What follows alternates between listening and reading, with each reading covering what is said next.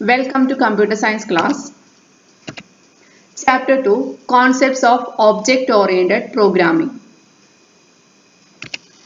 This chapter discusses the programming approach that we have been following so far and presents new approaches also. So the first topic is programming paradigms. A programming paradigm denotes the way in which the program is organized. While some paradigms give more importance to procedures, others give more importance to data. C++ language is a multiple paradigm language. By using C++, we can implement two of the most important programming paradigm. One is procedure-oriented programming paradigm. Second one is object-oriented programming paradigm. Let us discuss each of these in detail. This one is procedural oriented programming paradigm. It specifies a series of well-structured steps and procedures to compose a program. It contains systematic order of statements, functions, commands, etc. for a task or program. When the program becomes larger, the list of instructions is divided and grouped into functions. To further reduce the complexity, the functions associated with a common task are grouped into modules. Some examples for procedure-oriented programming languages are C, Pascal, Fortran, BASIC, etc. The main reason for the increasing complexity with procedural languages are there are some drawbacks. First one is data is undervalued. In procedural language, the importance is given for procedures or doing things, not for data. Another drawback is adding new data element may require modification to all functions. Since many functions access global data, the way data is stored is important. Next drawback is creating new data type is difficult. The ability of a program to allow significant extension of its capability or define new data type is called extensibility. But procedural language lacks this extensible property. Next drawback is provides poor real-world modeling. In procedural programming paradigm, functions and data are not considered as a single unit and are independent of each other. So, it cannot model a real-world object. These are the main drawbacks or limitations of procedure-oriented programming paradigm. So, next one is object-oriented programming paradigm. In short form, we call as OOP. Object-oriented programming paradigm eliminates the problem in procedural paradigm by clubbing data and functions that operate on data into a single unit. This single unit is called object. For example, by implementing OOP in our school software, we can create a student object and a teacher object. Student object contains the data and functions related to student. Data related to student object are register number, mark, etc. Functions are get student, update fees, etc. Like that, data related to teacher's object are teacher ID, subject, etc. And functions are get teacher, show teacher, etc.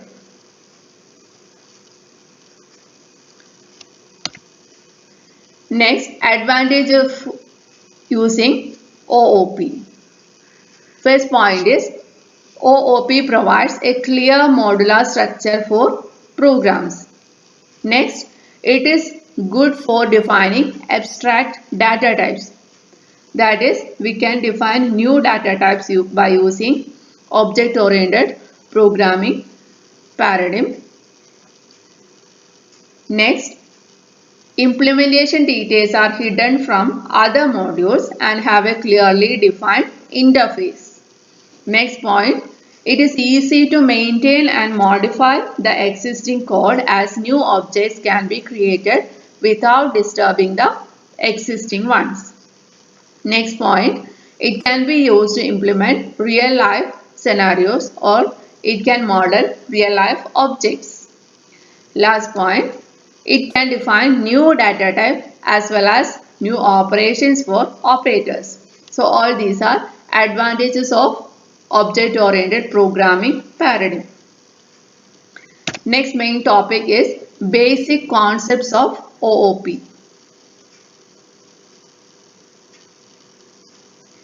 The main concepts are objects, class, data abstraction, data encapsulation, etc. So let's discuss these concepts one by one in detail. The first concept is object. Anything that we see around us can be treated as an object, and all these objects have properties. Properties are also called member or data or state, and behavior. Behavior are also called methods or member functions. An object contains two aspects. One is property, another is behavior. Some examples for objects are listed in this figure. Four examples are given here: student, radio, clock and car. All these are examples for object, and all these objects have two aspects. One is state and another is behavior. State means property, behavior means functions.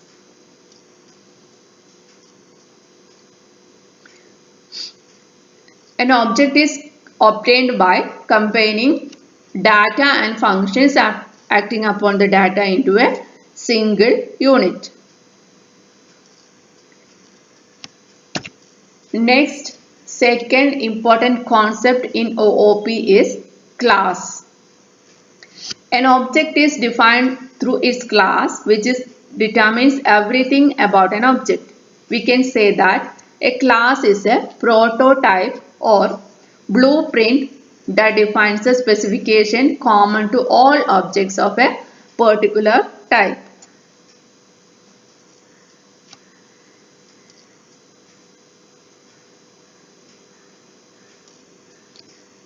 The general form of declaring a class is given here, and an example for a class is written in the right side.